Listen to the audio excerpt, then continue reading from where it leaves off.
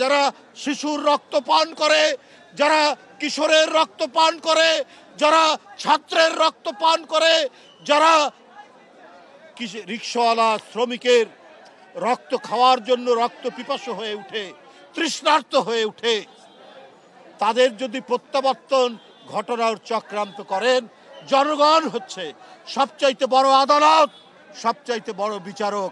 তারাই বিচার করবে যে কারা এই ফ্যাসিবাদের সহযোগী হয়ে আবার নতুন করে কাজ করার চেষ্টা করছে। বন্ধুরা আমার, আমরা অন্তর্বর্তীকালীন সরকারকে বলতে চাই, নানাভাবেই আইন শৃঙ্খলার পরিস্থিতি অবনতি ঘটানোর চেষ্টা করা হবে।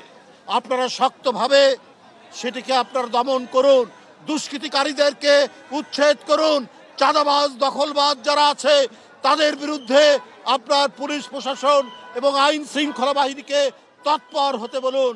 তাহলে দেখবেন আর কারো চক্রান্ত, কারো ষড়যন্ত্র, কেউ নির্বাচন নিয়ে, গণতন্ত্র নিয়ে তারা কোনো ধরনের চক্রান্ত করতে পারবে না।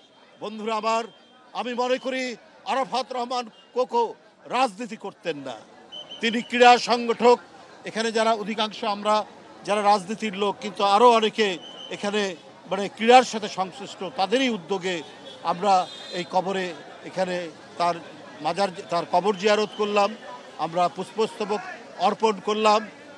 আমি আগেও বলেছি যে যদিও রাজনীতি করতো না, কিন্তু রাজনৈতিক প্রতিহিংসার শিকার আরাফাত রহমান কোকো। কারণ আজকে যদি দেশের স্বাভাবিক রাজনীতি থাকতো, তাহলে কোকো দেশে থাকতো, তার মায়ের পাশে থাকতো এবং সে মানসিকভাবে ভারাক্রান্ত হতো না। সে যে আজকে তার যে হৃদযন্ত্রের ক্রিয়া, যেখানে অসুস্থতা ছিল, হার্টের অসুস্থতা, তাহলে সেটার ভালো চিকিৎসা হতো। সেই সুযোগ পায়নি, কারণ তার স্বাভাবিকভাবে জীবনযাপন করতে পারেনি, মায়ের কাছ থেকে, পরিবারের কাছ থেকে অনেক দূরে।